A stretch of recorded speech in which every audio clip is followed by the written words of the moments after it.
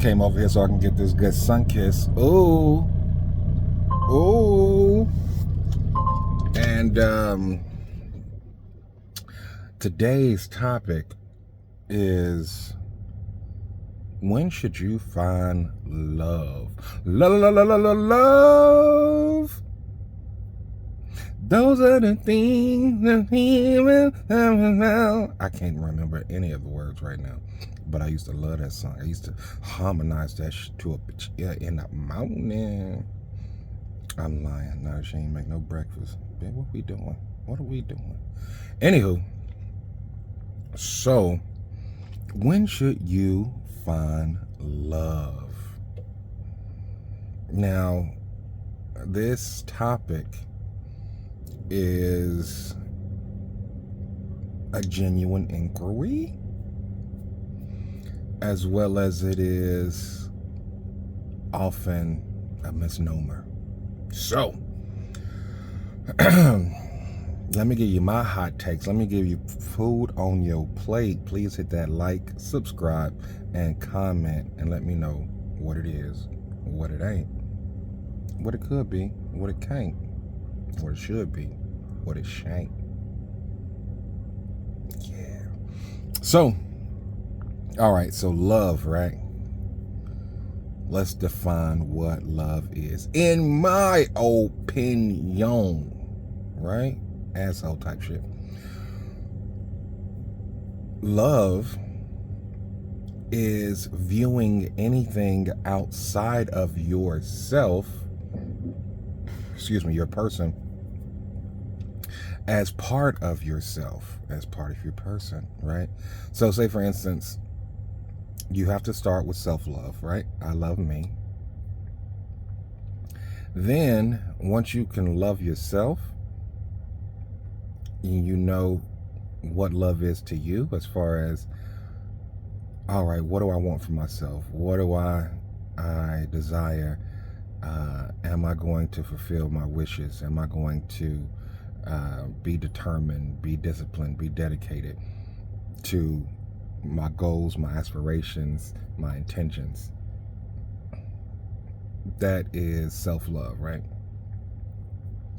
Once you got that, and you know what self-love is, then you say, all right, this thing, person, because you can love inanimate objects. I mean, it could happen, but let's just say person for the sake of shits and gigs. I love this person like it is me. So I want to be disciplined, dedicated, intentional in obtaining their wishes, their desires, as if it were my own, right? So this entanglement of love, you know what I mean? It's like, that's why they say love is crazy, because you do for somebody like you would do for yourself. And, you know, you would hope that they reciprocate, or you would hope things would be harmony. But love is crazy, right? Because I am saying that this person is a part of me, even though we're not attached at the hip, we're not joined or conjoined twins, or share the same DNA pattern or any of that, right? I'm saying that this total stranger I have come to know, now I feel like they are a part of me. So if you don't feel like that, that's not love. You fucking around, you playing games. And that's not what we came to do, right? So don't just be throwing that love around like, oh, it's love. It's love?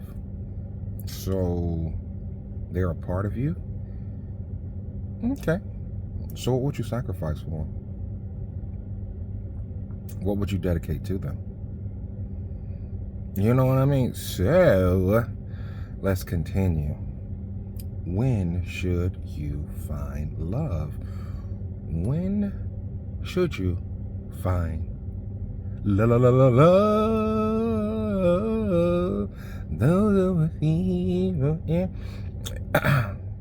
The answer, short, sweet, to the point, as early as possible. ASAP. As soon as possible. The sooner the better. You know why?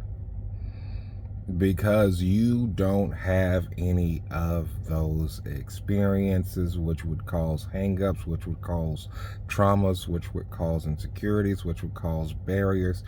You don't have any of that to embrace that person and become joined or conjoined or binded or whatever, you know what I mean, to be loved. So the further out in life you're with somebody, it's not love. It might be an agreement. It might be a contract, but it ain't love. You know, you might have responsibilities, but it ain't love. So let's not just throw out love, like love, all of this and that. What we need to do is say, all right, puppy love is the strongest love, right? Because that hurt then traumatizes to the point where you are looking at the next love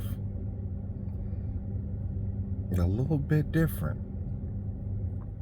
So, from the ages of 16 to 21, that's 5 years, you probably will have the two loves of your life, right? Of your entire life. The puppy love thing, high school, you know what I mean? It's new, it's an experience, it's, you know, it's wow, you know, first time for everything. That second time that I feel like I'm an adult, I feel like I'm independent, and this person is really, I feel connecting to my soul, like I'm finding out who I am. I am embracing myself, and I feel like this person is right for the me that is now, my present person that I feel like I'm standing 10 toes down on. This person is accepting me. We are engaging in coitus, and it's like I feel like this is an adult relationship that's gonna carry me to the finish line, right?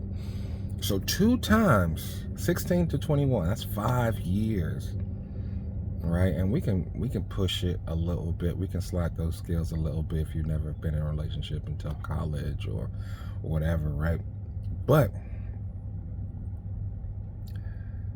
that's where true love is, right? The thing about it is that this love could happen organically, or it can happen artificially. What do I mean by that? I'm saying that you could have an arranged marriage. 19, we have you An arranged marriage, y'all get together, y'all work it out. You 19, they 19. Okay, we married. Okay, wait a minute. I think I love her. Oh my goodness. We have now had shared experiences, bonds, and we are living under the same roof. She knows me intimately. I know her intimately. We have kids. We share goals, and we are dedicated to one another. Sounds familiar. No guards, no traumas, no defenses, just good old-fashioned union, right? Now, it's not going to be like, cut and paste. Obviously, going to have some issues, but eventually, that true love is going to be there because, one, the age, two, the living situation, the quarters. You are not able to keep anything hidden. You're not. You're at your vulnerable states, and you are allowing each other to know that vulnerability, that intimacy, and bam, bam, boom, right? Now, high school love, that's one of the organics. College love, that's one of the organics. These loves can take you to, your deathbed, basically. You know what I mean? Looking at your grandkids. And those are the only 2 times you're going to have that true love. Like, you talk about being 25 looking for love, but you done had 3 heartbreaks, 2 people ghosted you, maybe even an abusive relationship by 25, right? So 25 is 4 years after that time frame I gave. And in those 4 years, you've had those experiences, right? So imagine what you are going into your next relationship with. Imagine how jaded, how guarded, how emotionally damaged you are. And then you think you're going to find love? When you put down the guard, you have to ask yourself, is this really a person I want to be with? And then as soon as something happens that you don't like, you bring the guard back up. It's like, oh, I know this. I know this part right here. This is when you start being an asshole. This is when you start being a bitch. This is when, I need to rethink this relationship because I've had these past traumas. I've had these past episodes and experiences. And that is going to predictively impact my behavior, unbeknownst to myself, right? So you're going to get it and you're going to be like, damn, hold on. Is this really my person? Because my person wouldn't do that 1 time, 2 times. I wouldn't get the ick. I wouldn't get annoyed. I wouldn't get not knowing that sometimes you don't like yourself. Sometimes you don't like yourself, but you love yourself. Sometimes you can't stand the things that you did, but you love yourself. But if I love you like you're a part of me, does that mean that when the things that I don't like about you show up, I don't love you no more? Because it's hard for me sometimes to think about the decisions I made, the mistakes I made, and I'm going, damn, what the fuck was I thinking? But I still love me. So take that. Let me know what you think about it. When's the best time to fall in love, or when is love real? So let me know what you think. Peace.